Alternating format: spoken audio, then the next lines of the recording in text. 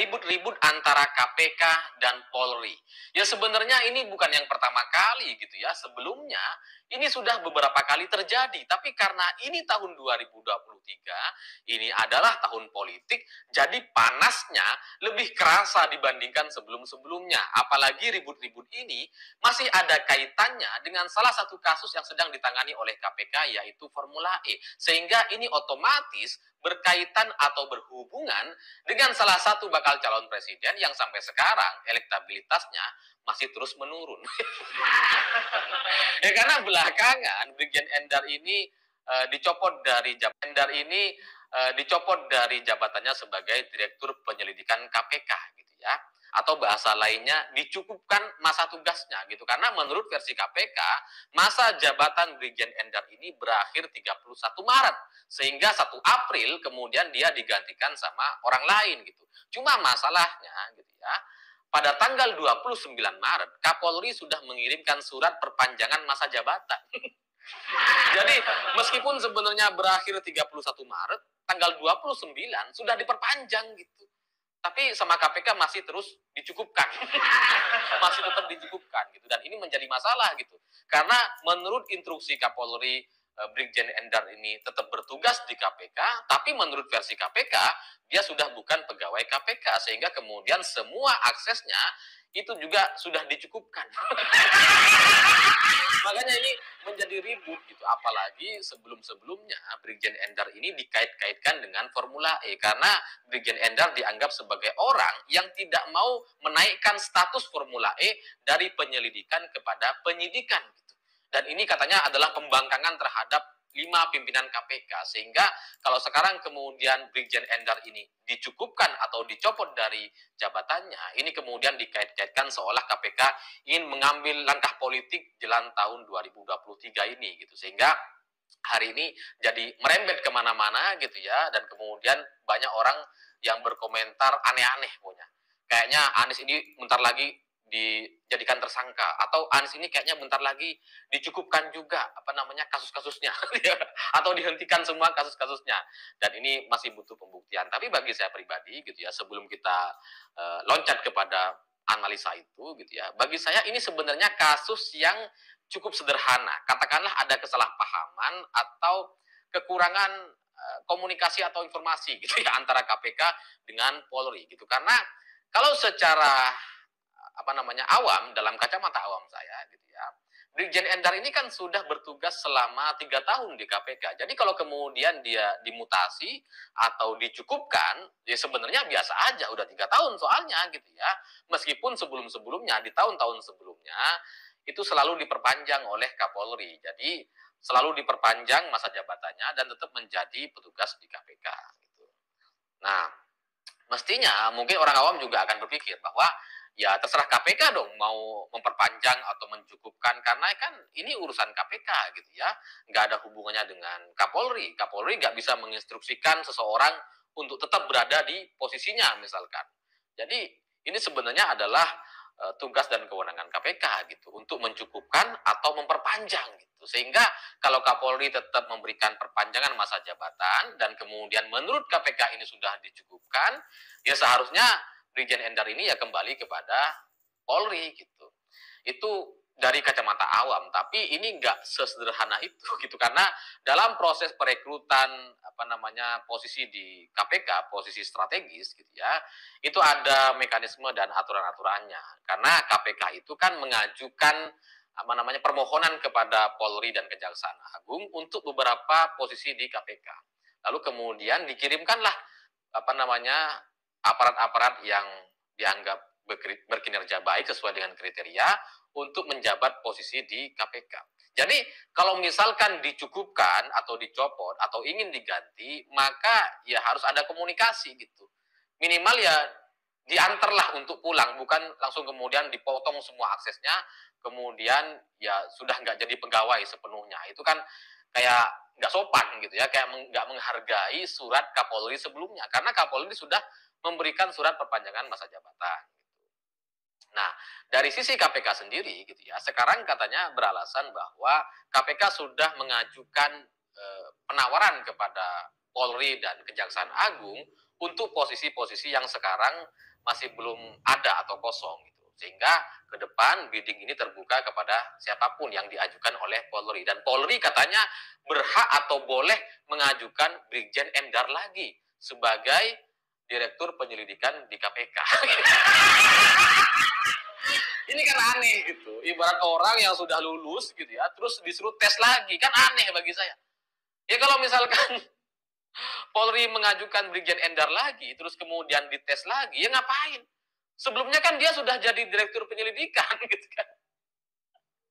Jadi ya buang-buang waktu saja gitu. Dan bagi saya sebenarnya ini bisa diselesaikan dengan baik gitu, nggak perlu ribut-ribut di media seperti sekarang. Karena sebelumnya Irjen Karyoto sebagai Deputi Penindakan dan Eksekusi di KPK itu juga dicukupkan masa jabatannya, terus kemudian dikembalikan kepada Polri dan diminta agar diberikan jabatan promosi dan sebagainya. Dan Irjen Karyoto sudah menjabat sebagai Kapolda Metro Jaya sekarang menggantikan Irjen Fadil gitu. Jadi sebenarnya ini bisa saja KPK mencukupkan, terus kemudian Polri memberikan jabatan baru kepada anggota yang sudah dicukupkan itu, gitu ya. Tapi karena ini menjadi permasalahan di media sekarang, gitu ya, jadinya ini nggak sederhana seperti Irjen Karyoto. Kenapa, gitu ya? Ya karena menurut Kapolri, gitu ya, Kapolri punya alasan bahwa kalau dua orang dari posisinya alasan bahwa kalau dua orang dari posisi strategis di KPK itu kemudian ditarik bersama-sama, menurut versi Kapolri, ini nanti akan melemahkan KPK. Tapi menurut KPK, enggak, ini sudah dicukupkan. Kalau memang mau diajukan lagi, silahkan ajukan lagi. Tapi nanti ini harus proses seleksi, katanya. Belum tentu lulus.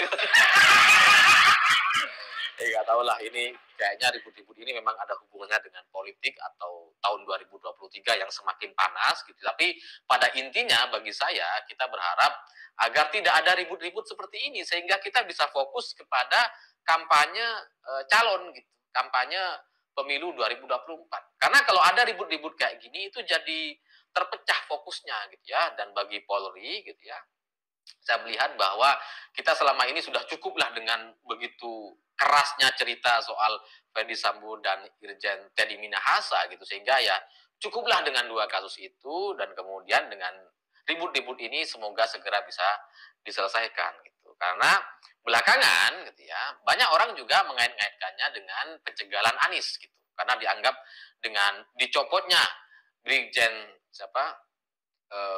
Brigjen Endar ini ada kaitannya dengan pencegalan Anies sebagai calon presiden gitu ya. Karena ini nanti akan menaikkan status Formula E dari penyelidikan kepada penyidikan sehingga nanti otomatis akan mentersangkakan Anies. Ya karena kebetulan gitu ya, Karyoto dan Endar yang sama-sama dicopot sama KPK itu adalah dua orang yang selama ini diisukan berbeda pendapat dengan pimpinan KPK, diisukan membangkang atau tidak sepakat untuk menaikkan status Formula E dari penyelidikan kepada penyidikan. Sehingga kalau keduanya sekarang sudah dicopot atau digantikan dengan orang lain, jangan-jangan setelah ini Anies otomatis jadi tersangka. Ya menurut Brigjen Endar gitu ya, kasus Formula E ini belum selesai sehingga tidak bisa diputuskan apakah ini masuk ke penyidikan atau diberhentikan gitu. Ini masih belum selesai, ini masih dalam proses gitu. Sementara pernyataan-pernyataan dari kubu pendukung Anies sebelumnya ya termasuk ex KPK gitu ya. Ya karena kan banyak gitu ya mantan pegawai KPK yang menjadi relawan Anies, ada banyak tuh. Ya kayaknya tuh mereka tuh ahli sekali dalam urusan KPK sehingga mereka-mereka ini direkrut sama Anies untuk membentengi Anies dari jeratan KPK gitu. Karena mereka adalah mantan-mantan pegawai KPK gitu, sehingga tahu betul proses-prosesnya, masih mungkin punya teman di sana dan sebagainya, sehingga ini dimanfaatkan betul oleh kelompok Anies gitu. Dan belakangan juga kan kelihatan gitu, ada muncul cerita bahwa Anies ini segera dideklarasikan sebagai capres pada bulan Oktober lalu oleh Surya Paloh karena Surya Paloh katanya mendapatkan informasi bahwa Anies akan segera ditetapkan sebagai tersangka, sehingga ketika Anies sudah dideklarasikan, maka otomatis KPK harus mengatur strategi ulang gitu. Karena status Anies sudah bukan lagi mantan gubernur DKI Jakarta, tapi sekarang sebagai capres yang didukung oleh 3 partai. Sehingga dengan pencapresan Anies ini katanya ini untuk melindungi Anies dari kejaran KPK. Ini kejar mengejar menurut Refli. Menurut Rocky Gerung gitu ya. Sehingga Surya Paloh itu melindungi Anies. Nah, kalau sekarang kemudian 2 petugas KPK itu dicopot atau diberhentikan atau diganti dengan orang lain, jangan-jangan habis ini Anies segera ditersangkakan. Ya bagi saya gitu ya, sebagai orang yang tidak mau Indonesia dipimpin oleh Anies Baswedan gitu ya, saya berpikir bahwa nggak ada untungnya kalau Anies sekarang ditetapkan sebagai tersangka. Ngapain gitu? Elektabilitasnya terus turun, nggak naik-naik. Dia udah kunjungan kemana-mana gitu ya, nggak naik-naik. Ngapain mentersangkakan Anies? Biarin aja. Biarin dia maju gitu. Ya karena dia mudah dikalahkan gitu kan. Kalau Anies yang maju, ini gampang dikalahkan. Jadi ngapain kalau kemudian sekarang mau dijegal-jegal dengan atau dengan isu Formula E atau KPK gitu. Karena nggak ada gunanya gitu. Dengan Anies hari ini itu sudah mudah dikalahkan. Tapi kalau kemudian ada skenario lain untuk mentersangkakan Anies gitu ya, jangan-jangan ini bukan penjegalan. Ini adalah strategi terakhir untuk menaikkan elektabilitas Anies dengan cerita-cerita terzolimi gitu. Jangan-jangan ini skenario-nya. Ya karena bisa aja misalkan Anies ditetapkan sebagai tersangka bulan ini. Terus kemudian nanti bulan Oktober gitu ya, dinyatakan tidak bersalah, tidak ditemukan bukti misalkan gitu ya. Itu kan nanti membuat Anies seperti terzolimi sehingga kemudian menaikkan elektabilitasnya gitu. Kan ada resiko ke sana gitu. Jadi nggak ada untungnya bagi PDI Perjuangan atau koalisi 5 partai atau Presiden Jokowi terhadap kasus ini gitu. Kalau Anies jadi tersangka, nggak ada untungnya gitu. Ya elektabilitasnya juga mudah dikalahkan gitu kan. Ngapain menjadikan Anies tersangka? Lalu di luar itu, kalau misalkan skenario-nya benar-benar mentersangkakan Anies karena ada buktinya dan kemudian Anies akan divonis hukuman penjara misalkan. Gitu. Kalau benar dia harus jadi tersangka. Gitu ya. Maka Ganjar, Prabowo, PDI Perjuangan, koalisi 5 partai, Airlangga, Hartarto, dan semua partai di luar koalisi perubahan, itu juga nggak ada untungnya gitu. Ngapain gitu. Karena ya nggak ada hubungannya mereka dengan Anies gitu. Anies tersangka atau enggak, ya mereka nggak akan memikirkan bahwa Anies tersangka atau enggak, ya mereka nggak akan memikirkan bahwa Anies akan jadi capres kan. Mereka sudah punya capres di luar Anies gitu. Jadi nggak ada hubungannya gitu. Sehingga yang diuntungkan sebenarnya, satu-satunya yang diuntungkan kalau Anies jadi tersangka, cuma Demokrat gitu. Karena dari koalisi 3 partai ini, antara Surya Paloh, Sohibul Iman, dan AHY, ya cuma AHY yang berpotensi untuk maju sebagai capres gitu. Kalau Anies nggak ada. Iya kan gitu ya. Jadi bagi saya gitu ya, ini bukan soal bukan soal orang yang anti Anies. Ini adalah soal orang-orang yang jangan-jangan di kelompok Anies sendiri gitu. Jangan-jangan ini ada 2 skenario yang untuk menguntungkan Anies sendiri atau menguntungkan Partai Demokrat. Jangan-jangan gitu ya. Jadi bagi saya sendiri ini nggak ada baik-baiknya, nggak ada nilai positifnya gitu ya. Jadi pencopotan Brigjen Endar itu kalau misalkan benar-benar berhubungan dengan Formula E gitu ya, itu nggak menguntungkan pihak kita sebagai orang yang anti dengan Anies. Tapi ya apapun itu gitu ya, bagi saya pribadi Anies itu ya sudah dibiarkan aja untuk bertanding gitu. Karena nanti kalau dikalahkan ya selesai dia. Lebih mudah dikalahkan lah. Lagian mana ada orang Indonesia yang mau dipimpin sama orang yang kayak gitu misalkan gitu.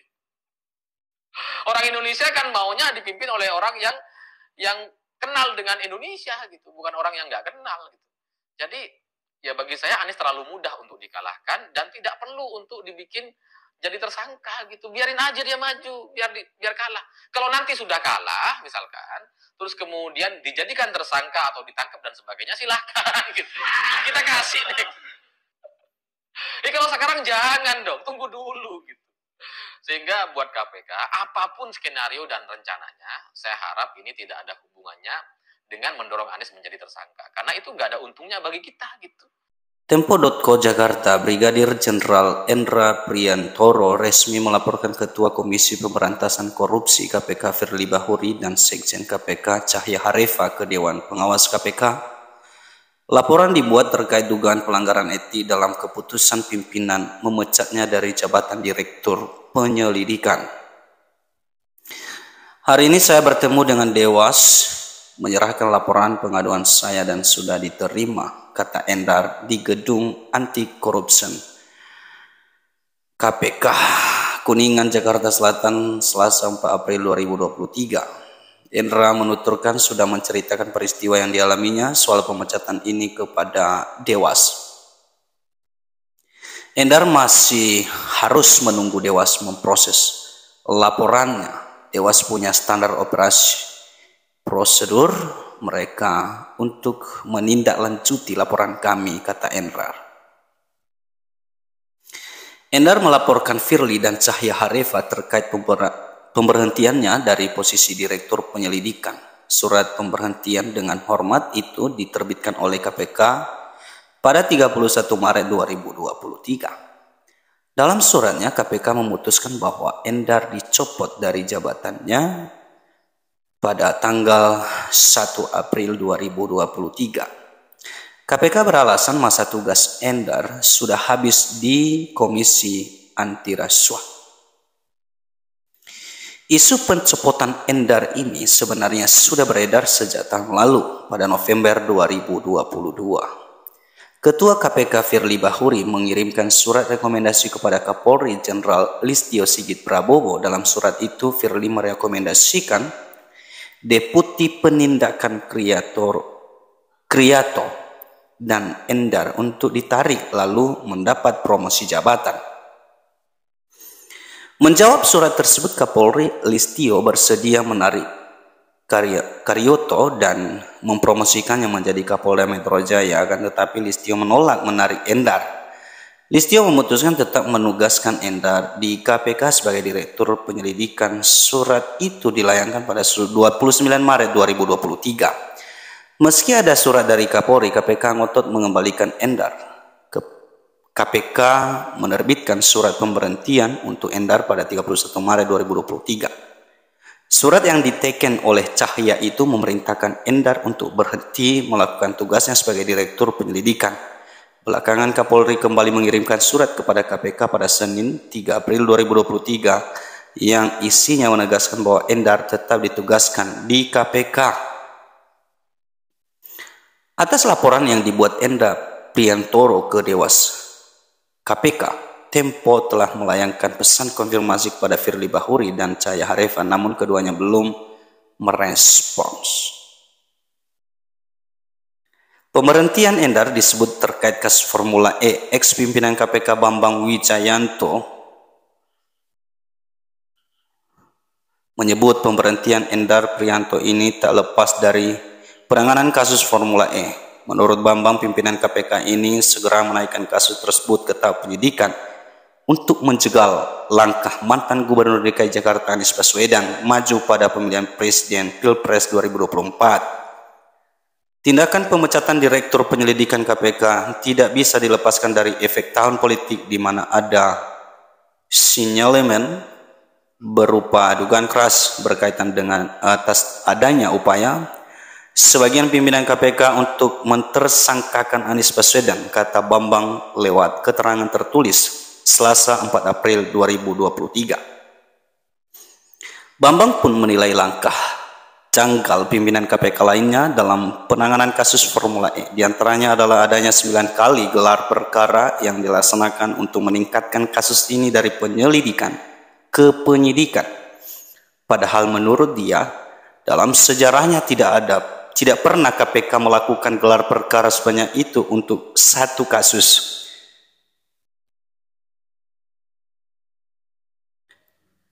Iya, teman-teman sekalian, saya rasa kita perlu jernih pikirannya untuk menilai kasus ini. Dan karena ini adalah tahun politik, maka kita harus lebih bijaksana, ya. Apa untuk rugi terkait kasus Formula E dan mentersangkakan Anies Baswedan. Menurut saya juga tidak perlu lagi ya Anies Baswedan menjadi tersangka. Tetapi ya kalau memang itu terbukti bersalah, ya kita tidak boleh juga menghalangi KPK. Ya, mari kita dukung penuh ya kasus ini bisa jelas dan juga Ya, ribut-ribut antara KPK dan Polri ini kita berharap bahwa cepat selesai. Itu saja teman-teman dari saya Rwerius Baru dari Pulau Nias di ujung Sumatera Utara. Sampai jumpa.